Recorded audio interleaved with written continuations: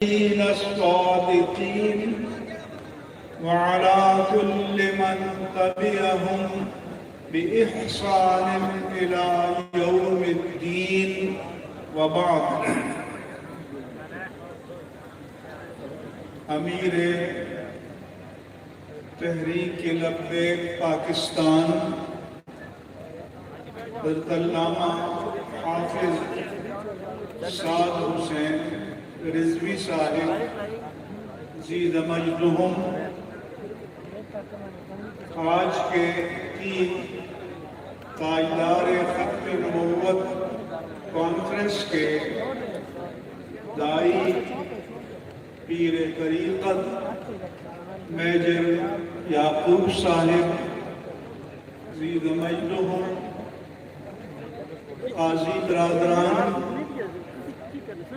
اور میرے ساتھ کراچی سے تشریف لائے ہوئے مناظر اسلام، مناظر اہل سنت علامہ پیر سید مظفر شاہ صاحب، اسٹیج پر موجود میرے دائیں اور بائیں حضرات علماء کرام، خطباء اعظام، مشائخ طریقت،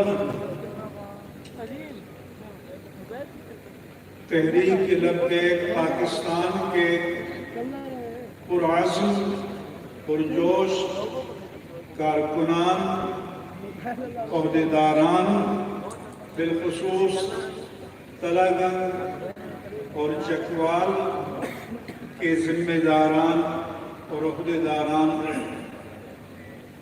اس اجتماع میں موجود پروفیسرز، وکلاء، اساتذہ، معاشرے کے تمام طبقات کے نمائندہ حضرات اور میرے تمام دینی بھائیوں، السلام علیکم ورحمۃ اللہ وبرکاتہ۔ میں گزارش کروں گا کہ میری گزارشات کو آپ توجہ سے سنیں اور جو نعرے آپ کے اندر مچل رہے ہوں اس توانائی کو بچا کر رکھیں، اور میری بات جب بزرگ تشریف لائیں تو پھر آپ خوب نعرے لگائیے گا۔ میں نفس مسئلہ اور اس سے متعلق چند ضروری باتیں آپ کے سامنے عرض کروں گا۔ سب سے پہلے میں اللہ عز و جل کی بارگاہ میں دعا کرتا ہوں کہ اللہ تعالیٰ اپنے حبیب مکرم صلی اللہ علیہ وآلہ وسلم کے طفیل جناب زہیر شہید رحمہ اللہ تعالی اور تمام شہدائے ناموس رسالت رحمہم اللہ تعالی کے درجات کو اپنی بارگاہ میں بلند فرمائے، اور اللہ تعالیٰ انہیں اپنے حبیب کریم کا قرب خاص نصیب فرمائے۔ میرے عزیز کہہ رہے تھے کردار کیوں خاموش ہیں، لیکن سب کردار خاموش نہیں ہے۔ یہ کوئی کردار ہی تو ہے کہ جس نے اتنی اللہ کی مخلوق میں کرنٹ پر رکھا ہے، چارج کیا ہوا ہے، اور میں نے کہا تھا کہ یہ آٹو چارج ہیں، ان کو ریچارج کرنے کی ضرورت نہیں ہے۔ یہ بھی میں نے امیر المجاہدین علامہ حافظ خادم حسین رضوی رحمہ اللہ تعالیٰ کے سوئم میں کہا تھا داتا دربار میں کہ کربلا کے سوداگر اور کربلا کے تاجر تو بہت دیکھے ہیں، لیکن اپنی اس عہد میں اپنی کربلا سجانے والا ایک ہی خادم حسین دیکھا۔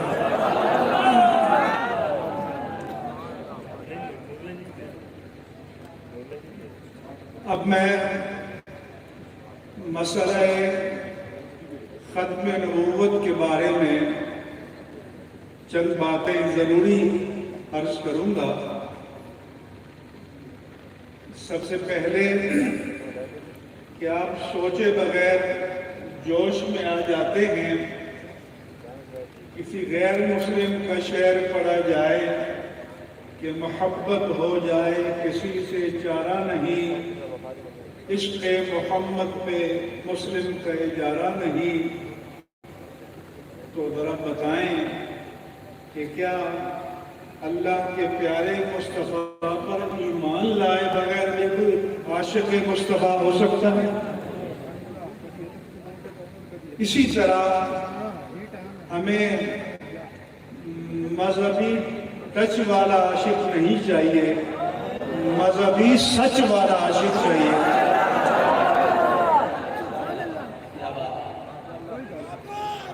اس لیے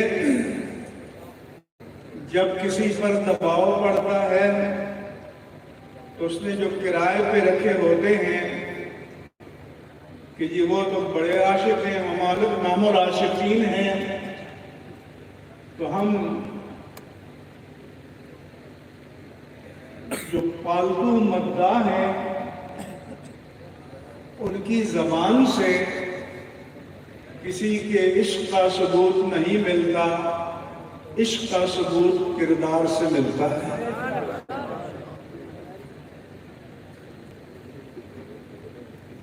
چنانچہ اسی طرح سے سب کہہ دیتے ہیں کہ ہم ختم نبوت کو مانتے ہیں۔ پی ٹی آئی کے ایک ایم پی ہے نویر چوہان نے مرزا شہزاد اکبر پر قادیانی ہونے کا الزام لگایا۔ اس نے بھی کہا میں تو عاشق مصطفیٰ ہوں، میں تو ختم نبوت کو مانتا ہوں۔ تو اس نے اسمبلی میں کہا مانتے ہو تو مرزا کو کافر کہہ دوں، لیکن کسی نے سنا اس کے منہ سے؟ تو اس لیے یہ بھی آپ کو محتاط رہنے کی ضرورت ہے کہ اتنا دعویٰ کافی نہیں ہے کہ میں آپ کو خاتم الانبیاء یا خاتم النبیین مانتا ہوں۔ یہ تو مرزا بھی کہتا تھا۔ امت کا اجماع ہے قرن اول سے لے کر آج تک کہ خاتم النبیین کے معنی آخر النبیین ہے۔ تو محض لفظاً خاتم النبیین یا خاتم النبیین ماننا کافی نہیں ہے جب تک کہ آپ کو آخر النبیین نہ مانا جائے۔ اور جو آپ کو آخر النبیین مانے گا تو پھر جو آپ کے بعد نبوت کا دعویٰ کرتا ہے یا نبوت کا دعویٰ کرنے والے کو مجدد یا مسلمان مانتا ہے، وہ بھی اسلام سے خارج ہو جائے گا۔ اس لیے جب سامنا ہو تو اس بات پہ کفایت نہیں کیا کیجیے کہ جی میں بھی خاتم النبیین مانتا ہوں۔ یہ پوچھا کریں کہ جس مرتد نے آپ کے بعد نبوت کا دعویٰ کیا اس کو کیا مانتے ہو؟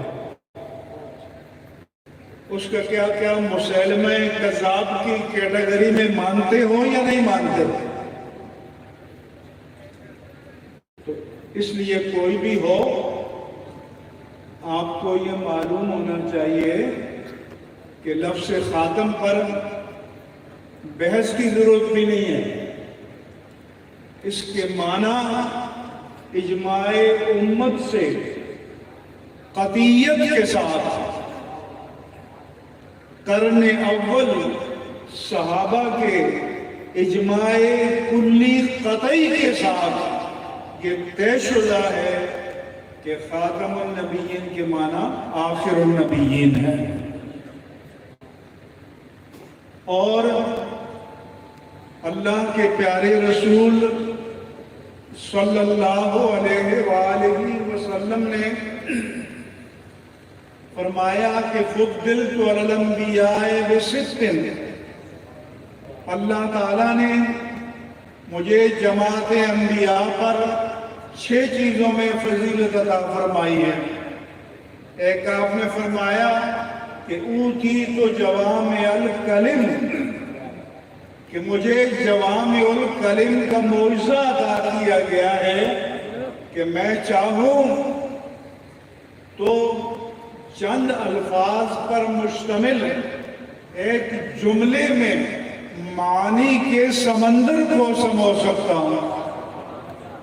چنانچہ محدثین نے ان احادیث کو جمع کیا ہے کہ جس کے بارے میں کہا گیا کہ اس میں چوتھائی دین ہے، اس میں تہائی دین ہے، اس میں 70% مسائل ہیں۔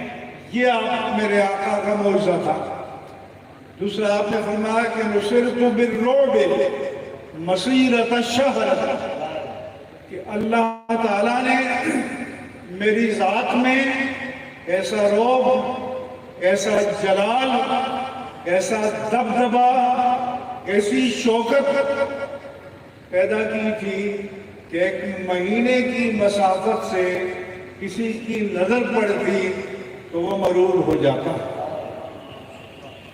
پھر آپ نے فرمایا کہ جعلت لی الارض مسجدا وطہورا، کہ پچھلی امتیں اس بات کی پابند تھیں کہ عبادت صرف عبادت گاہ میں ادا کی جائے گی، صومعہ میں، کنیسہ میں، بیع میں، ٹیمپل میں، چرچ میں، سینیگاگ میں عبادت ادا کی جائے گی، مگر میرے آقا نے فرمایا کہ میری امت کے لیے اللہ نے ساری زمین کو مسجد بنا دیا۔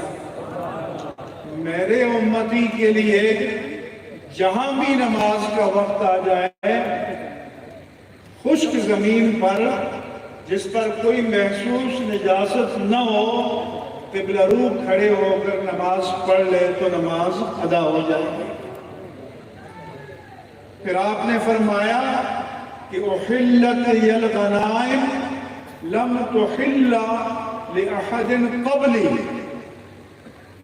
کہ میرے لیے، میری امت کے لیے غنیمت کے مال کو، صدقات کے مال کو حلال کر دیا گیا، مجھ سے پہلے کسی نبی اور اس کی امت کے لیے حلال نہیں تھا۔ لہذا مال غنیمت کو کھلے میدان میں رکھنا پڑتا، صدقات کے مال کو غلے کی صورت میں ہو، جانور کی صورت میں ہو، سونا چاندی کی صورت میں ہو، کھلے میدان میں رکھا جاتا، اور اگر آسمان سے آگ آتی اور اسے جلا ڈالتی تو اس بات کی دلیل تھی کہ صدقہ قبول ہو گیا، اور اگر آسمان کی آگ نہ جلاتی تو یہ اس بات کا اشتہار تھا کہ وہ صدقہ رد ہو گیا۔ تو ذرا سوچیں کہ عید آ رہی ہے، لوگ 10 لاکھ 20 لاکھ 25 لاکھ کے جانور لے کر اور سجا کر گھماتے ہیں، سوشل میڈیا پر دکھاتے ہیں، ٹی وی پر دکھاتے ہیں، لیکن کسی کو پتا ہے کہ 25 لاکھ والے کی قربانی قبول ہوئی یا 10,000 والے کی؟ تو ذرا بتائیں کہ اگر یہ ریزلٹ آؤٹ ہو جاتا تو پھر ہم کسی کو چہرہ دکھانے کے قابل ہوتے؟ تو پھر یہ دعا کرنی چاہیے کہ یا اللہ، جس طرح تیری ذات کریمی نے اپنے حبیب کریم کے صدقے میں دنیا میں ہمارے عیوب پر پردہ ڈالا، اسی طرح قیامت میں بھی ہمارے عیوب پر پردہ ڈالا، اور ڈھونڈا ہی کریں صدر قیامت کے سپاہی، وہ کس کو ملے جو تیرے دامن میں چھپا ہوا۔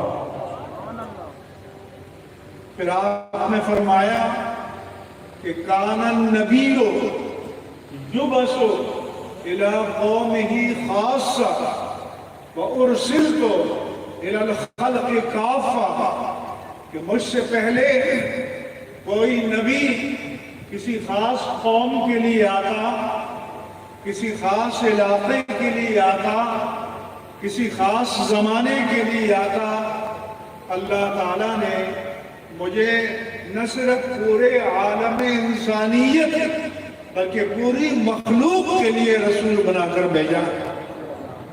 اس لیے آپ فرماتے تھے کہ میں آج بھی اس پتھر کو جانتا ہوں کہ جب میں لڑکپن میں اس کے پاس سے گزرتا تو الصلاۃ والسلام علیک یا رسول اللہ کی صدا آتی۔ پھر آپ نے فرمایا کہ ختمہ بی النبیون، اللہ نے نبیوں کا سلسلہ مجھ پر ختم کر دیا۔ آپ نے فرمایا قد انقطعت النبوۃ والرسالہ، اب نبوت اور رسالت کا اجرا ختم ہو چکا ہے، اب نہ میرے بعد نہ کوئی اور نبی آئے گا، نہ کوئی اور رسول آئے گا، بلکہ قیامت تک میرا ہی سکہ چلتا رہے گا۔ اس لیے آپ کی نبوت، آپ کی رسالت قیامت تک کے لیے جاری ہے۔ آپ نے فرمایا کہ اے میرے امتیوں، تمہارے لیے وہ منظر کتنا عظیم ہوگا، کتنا قابل افتخار ہوگا کہ ینزل عیسی ابن مریم فیکم و امامکم منکم، کہ عیسی ابن مریم تمہارے درمیان نازل ہوں گے، لیکن نبی بن کر نہیں آئیں گے، خاتم النبیین کے امتی بن کر آئیں گے، اور تمہارا امام تم میں سے ہوگا، امام مہدی امامت کریں گے، وہ امام ہوں گے اور حضرت عیسیٰ مقتدی ہوں گے۔ پھر یہ بھی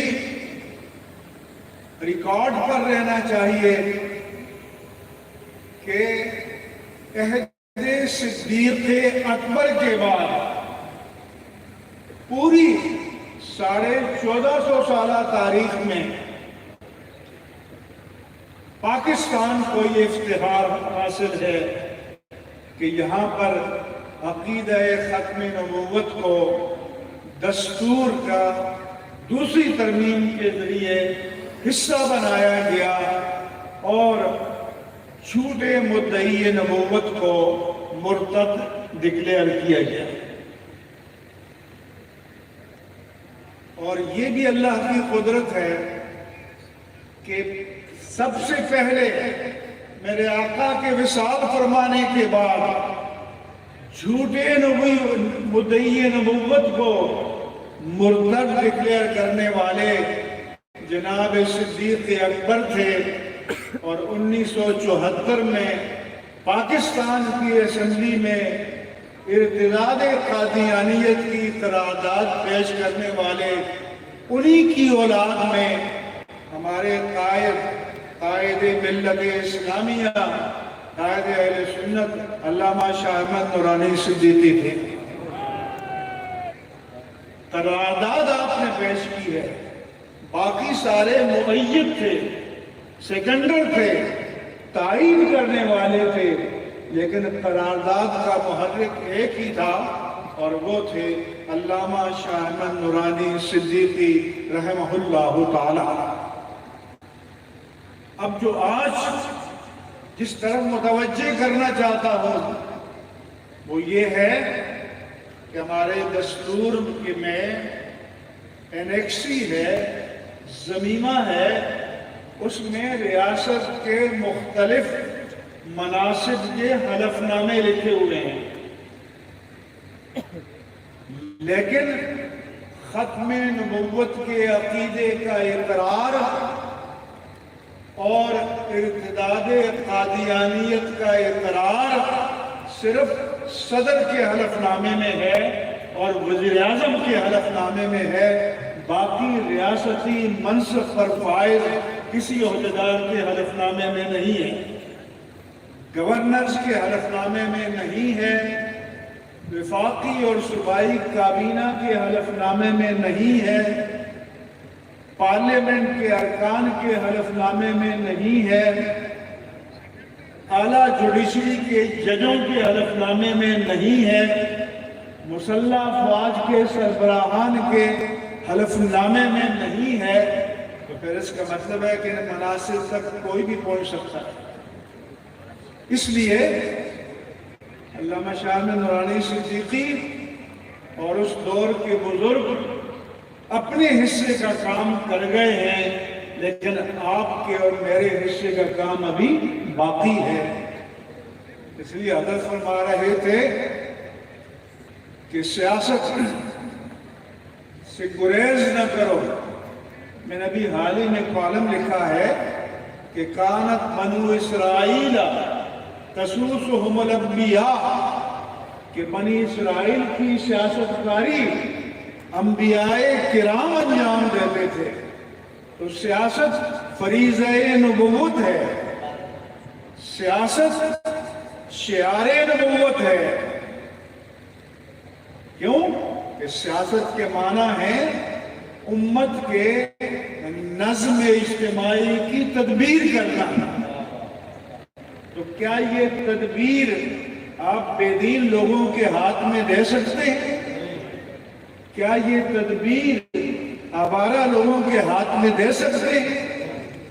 ہم سچ بولتے ہیں جو تکلیف ہوتی ہے، لیکن اسلام اخبار میں بڑی سرخی کے ساتھ چھپا کہ ملتان کے جلسے میں جب پی ٹی آئی کی چیئرمین آئے تو اس نے رات ایک قادیانی کے گھر میں قیام کیا۔ کیا یہ آپ کو قبول ہے؟ یہ آپ کو برداشت ہے؟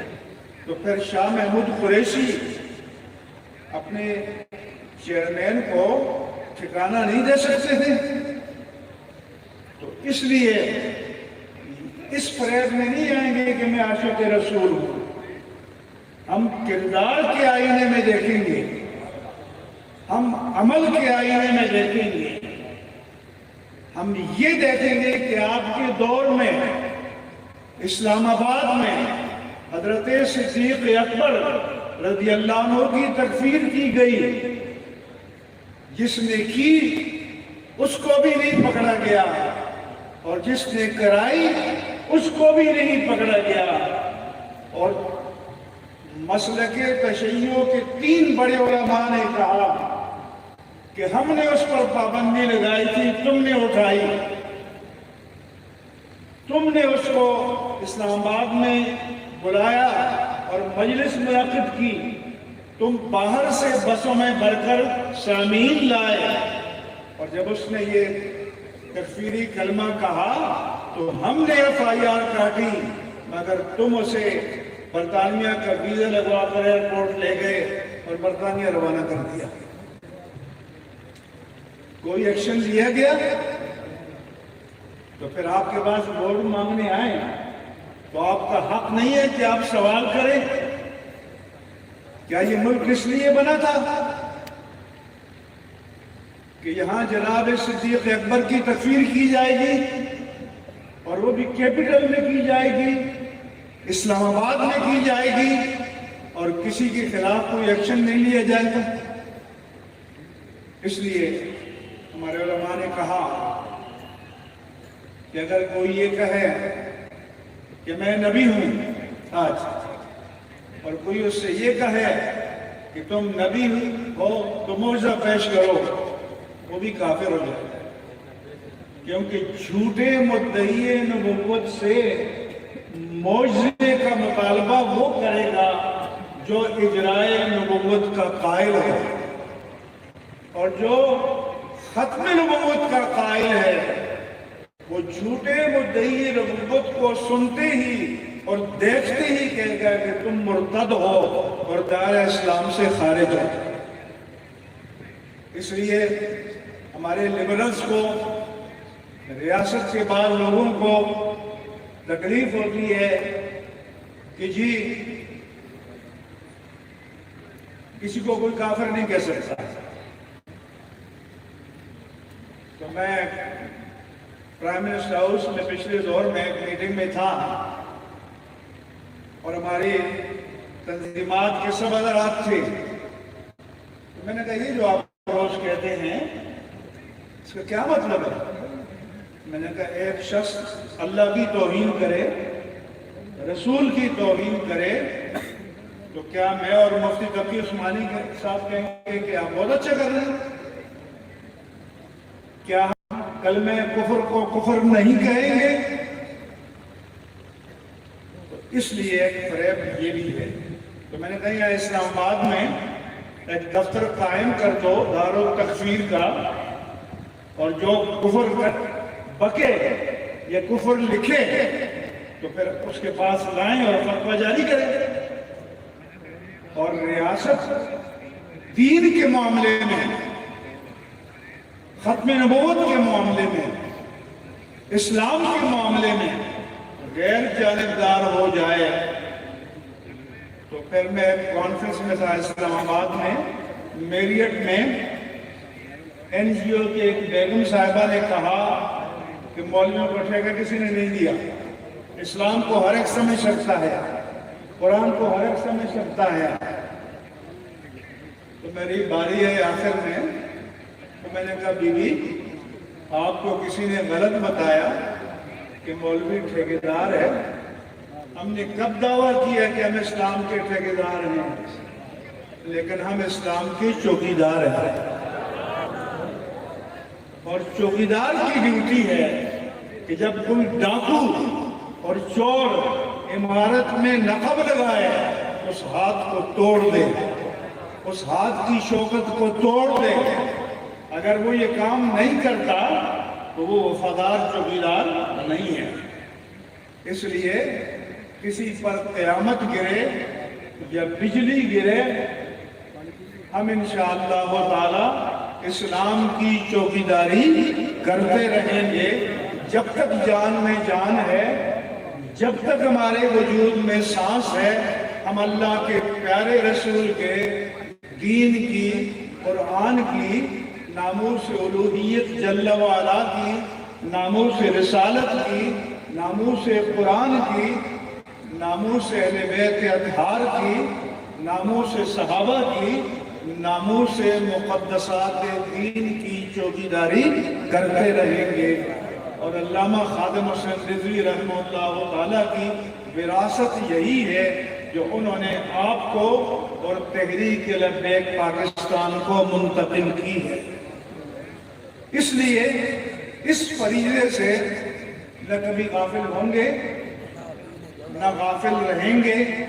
کسی کو تکلیف ہو، کسی کو اچھا لگے، کسی کو برا لگے، لیکن میدان میں رہیں گے اور میدان میں رہنا چاہیے، اور دین کی پہریداری اور دین کی چوکیداری کرنی چاہیے۔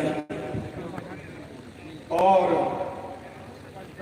ممبر رسول اور اس چوکیداری کی دلیل یہ ہے کہ 57 مسلم ممالک میں حرمین طیبین سمیت اور ساری دنیا میں کورونا کے بعد مسجدیں بند ہو گئیں، لیکن اللہ کا شکر ہے کہ ایک دن کے لیے بھی پاکستان کی مسجدیں بند نہیں ہوئی۔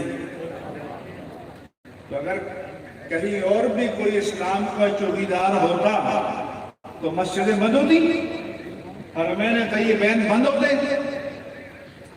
مجھے مکہ مکرمہ سے رو کر ٹیلی فون آئے، کہا کہ مفتی صاحب آپ لوگوں کو ہم دعائیں کرتے ہیں، مبارکباد دیتے ہیں، ہم حرم شریف سے 10 منٹ کے فاصلے پر ہیں لیکن ہم چل کر نماز نہیں پڑھ سکتے۔ اس لیے دوسری ذمہ داری آپ کی یہ ہے کہ مدارس آزاد رہیں، مساجد آزاد رہیں، منبر رسول آزاد رہے، مصلی رسول آزاد رہے، مسند تدریس آزاد رہے۔ جب تک یہ مراکز آزاد ہیں اللہ کا دین آزاد ہے، اور یہ ریاست کی غلامی میں نہیں جائے گا اور انشاءاللہ کبھی بھی نہیں جائے گا۔ جن کو پریشانی ہے وہ اسی سے پریشانی ہے اور وہ اپنے ایجنٹ ڈھونڈتے ہیں تاکہ تقسیم کریں، تفریق کریں، لیکن انشاءاللہ تعالی مسلمانان پاکستان اور اہل سنت و جماعت مساجد کی حریت، مدارس کی حریت اور منبر رسول کی حریت اور مصلی رسول کی حریت کی حفاظت کریں گے، اور آپ سب کو ان کے ساتھ میدان عمل میں کھڑا رہنا ہوگا، یہ پیمان باندھنا ہوگا، کیونکہ اس کے لیے تدبیریں اور چالیں بہت ہو رہی ہیں۔ اور ایک تو اسی آپ کے چکوال کا ایم این اے ہے جو آج کل بڑا بیچارہ پریشان ہے، اور پہلے یہ خیال تھا کہ شاید ایک ریلی کی مار ہے، ہم دوبارہ کرسی پہ جا بیٹھیں گے، تب کہتے ہیں ہم سے غلطی ہو گئی، اب معافی مانگنے کے لیے بھی تیار ہے، لیکن اس کو بھی سب سے زیادہ تکلیف دین کی ہے۔ اس لیے یہ کانفرنس اور اس طرح کی جتنی کانفرنسیں ہوں ان میں بنیادی مشن یہ ہونا چاہیے۔ دوسری بات یہ ہے کہ آپ 25 لاکھ ووٹ لیں، 50 لاکھ ووٹ لیں، لیکن جب تک آپ سسٹم میں کھڑے نہیں ہیں تو تب تک آپ کی آواز کو سنا نہیں جا رہا۔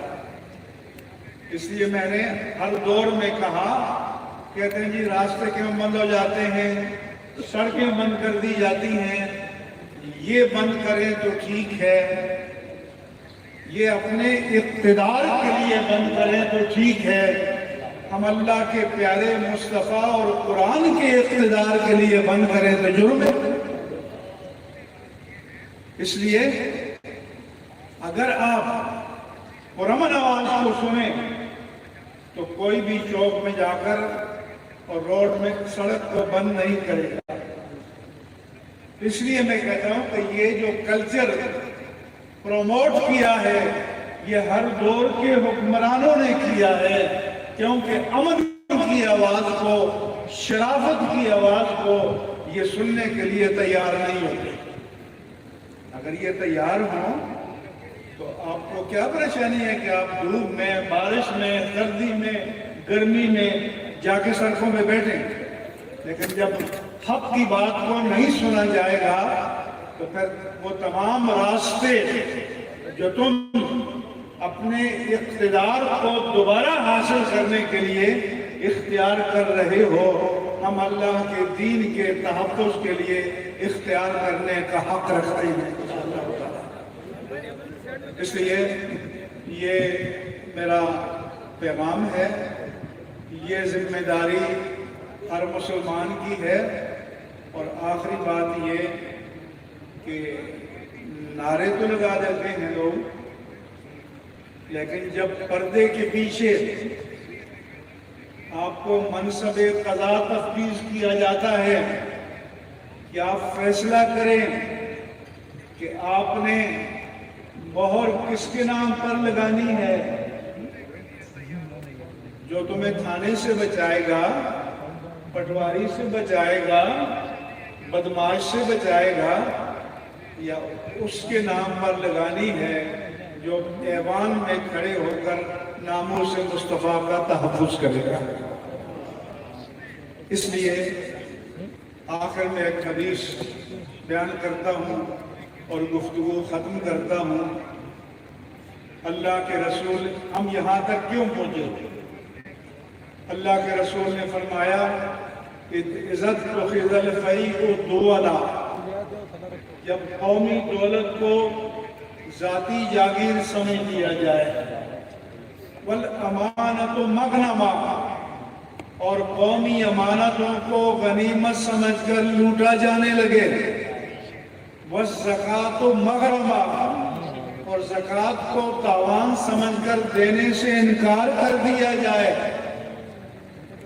वअतार रजुलु इम्राअता वअक्क़ उम्महा, एक शख्स माँ का नाफरमान हो जाए और बीवी का फरमाबरदार हो जाए, वअक्सर रजुलु अबाहु वअदना सदीक़ा, एक शख्स बाप को दूर करे और दोस्त को करीब करे, वतुअल्लिम लिग़ैरिद्दीन, दीन का इल्म हासिल किया जाए मगर दुनिया को सजाने और बसाने के लिए।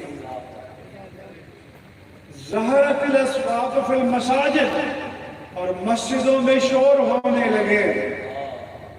मेरे आका ने फरमाया कि उक्रिमर रजुलु मखाफ़त शर्रिही, और मुआशरे में किसी की तकरीम उसके इल्म की बुनियाद पर नहीं, किरदार की बुनियाद पर नहीं, तक़वी की बुनियाद पर नहीं, शराफत की बुनियाद पर नहीं, दहशत और बदमाशी की बुनियाद पर की गई।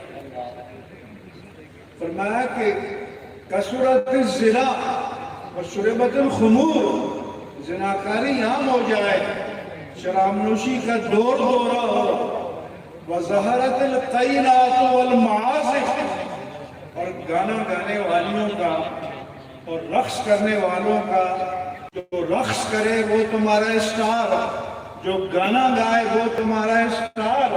तो मेरे आका ने फरमाया था कि अस्हाबी कन नुजूम, मैं तुम्हें स्टार देकर जा रहा हूँ। तुम जिसके पीछे चलोगे राह हक को पालोगे, और इन स्टार को पकड़ लिया, फिर क्या होगा? उनाका ज़लाज़िला व खस्फन व मस्खन व रीहन हमरा, ज़लज़ले आएंगे, सूरतें बिगाड़ी जाएंगी, जमीन में धंसाए जाओगे, सुर्ख हवाएं चलेंगी।